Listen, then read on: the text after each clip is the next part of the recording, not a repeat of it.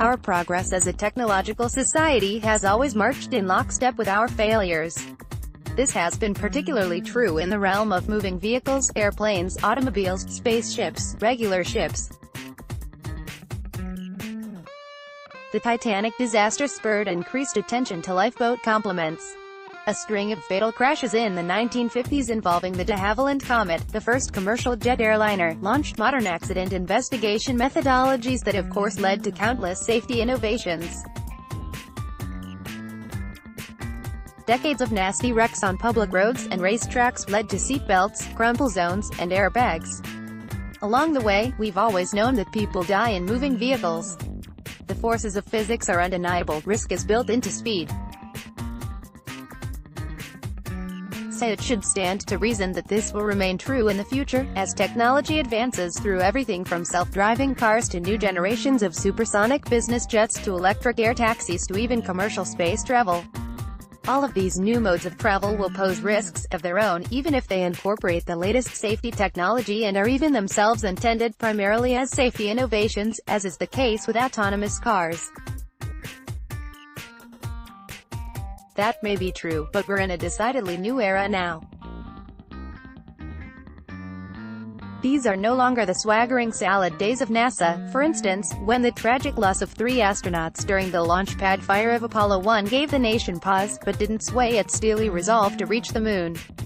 Today, there's not much steely resolve in the public support of either space tourism or even autonomous driving. Nor are we even in the age of Challenger and Columbia, when tragedy in the Space Shuttle program gave way more to grief than raw outrage. In both of these tragedies, the investigations revealed causes that would today spark televised fits of apoplectic fury among the talking heads. When the Challenger exploded in January 1986, the public response was tempered by the overarching faith in the corrective capabilities of the system, the investigations, the inquests, and the judgment. It's the same faith that keeps us flying in commercial airlines even in the wake of massive air disasters, and, at least in part, the same one that keeps us driving even when someone we know personally dies in an accident. The risk is still there, but we've still come an awfully long way. In the new era, one exacerbated by social media, a frantic 24-hour news cycle, and a ubiquity of cameras that gives every tragedy a lurid you are there vibe, the highest conceivable safety performance is, in fact, the expected standard. No matter what stage of development or operation the vehicle occupies, the safety baseline may be higher, but so is what we're asking of the systems in the first place. Radical new materials, extravagant product lifespans required by sheer economics, and daring capabilities unseen in transportation all still offer potential pain points in our progress, and each could now bump up against much stronger headwinds than ever before in the court of public opinion.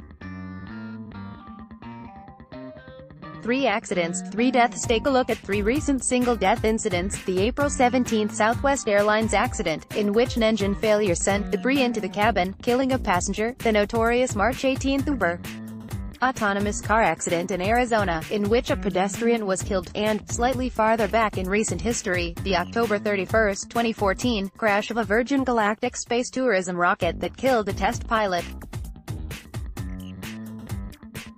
3 accidents, 3 deaths. None counted as major disasters, but all brought the public, and in the latter 2 cases, the companies, and, in fact, their respective nascent industries, to a screeching halt.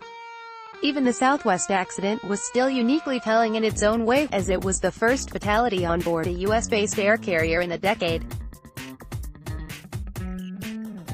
It caused a precipitous, immediate drop in Southwest Airlines bookings, to the tune of between $50 million and $100 million in lost ticket sales. Public expectations of transportation safety are now incredibly high, which makes perfect sense. That's all we hear about.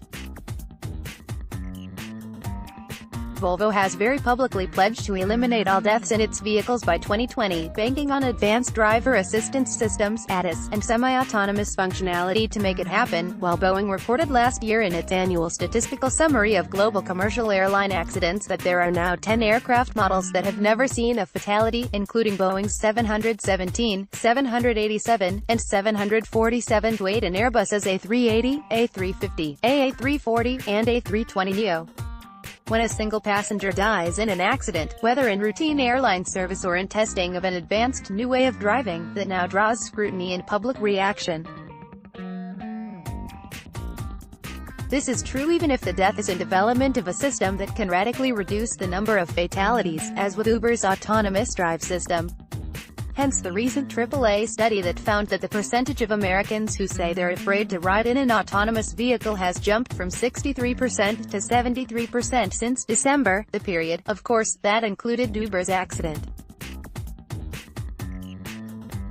Will there be a tech body count backlash? So what will likely be the public reaction in the future when disaster inevitably strikes, the new modes of transport being aggressively touted from every corner? Once Virgin Galactic, Jeff Bezos created Blue Origin, or SpaceX starts launching celebrity customers into space, the countdown clock will start ticking toward tragedy. Once an autonomous Uber electric air taxi breaks apart over San Francisco Bay, the chronically embattled company will face even more of the withering lambasting it received when its autonomous car mowed down Elaine Herzberg in Tempe.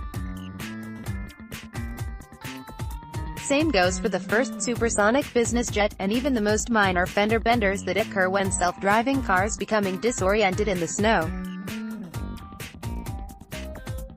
On the one hand, we could just as easily see a return to a broader acceptance of risk. After all, the three reactions cited reflect change to either new technologies or long-established patterns.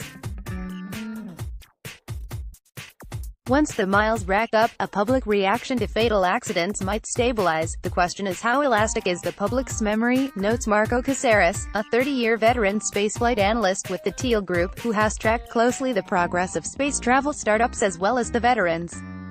Will they remember a tragedy from a year ago or 2 years ago that would discourage them from embracing new technologies? My educated guess, the public has a relatively short memory when it comes to commercial ventures.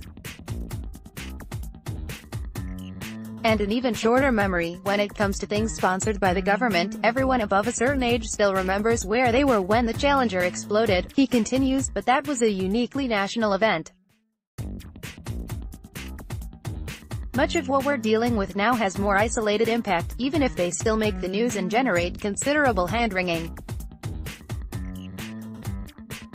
If Virgin Galactic and SpaceX manage a string of successes with human flight, people will slowly develop confidence in these systems, Caceres says.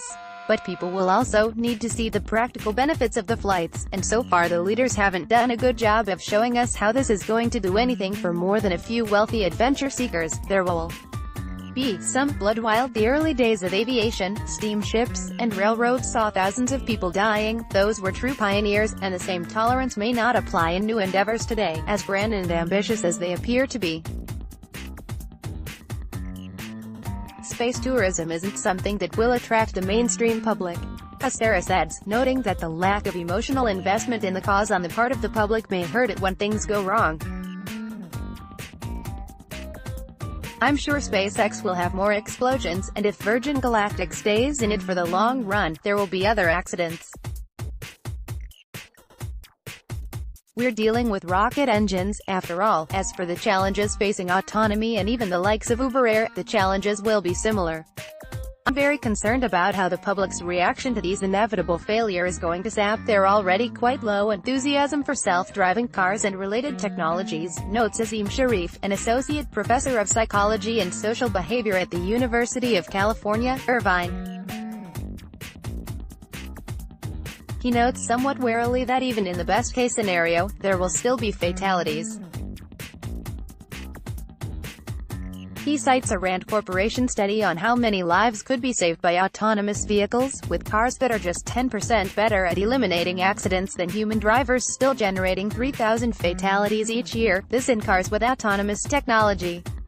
Even if you had cars that were 90% better, that will still come out to 350 fatalities each year in autonomous cars. Among those is going to be a car killing kids, pregnant mothers, a bus full of 12-year-old soccer players, etc. Sharif says, people are going to need to tolerate these types of fatalities without consumers abandoning the industry, or politicians and judges killing it with overly punitive regulation and liability judgments. It's a tall ask. What will help rein in the knee-jerk reactions to transportation deaths? Space travel advocates will have to work on putting meat on the bones, as Caceres says, to address the practical benefits to the non-wealth elites, especially in the realm of spin-off or trickle-down technology. With the more earthly pursuits, in addition to linking the technologies ever more aggressively to our own safety, or even less urgent benefits like time and cost savings, Sharif says that being transparent about how the technology does what it does, even down to the comparing the generally distrusted algorithms to the generally worse human alternative behaviors and capabilities, will be key. He says researchers are now working on psychological studies to test methods that might increase people's comfort with and acceptance of riding in autonomous vehicles. So far, however, we've only detected the somewhat irrationally higher required safety thresholds that people demand from those systems, he notes.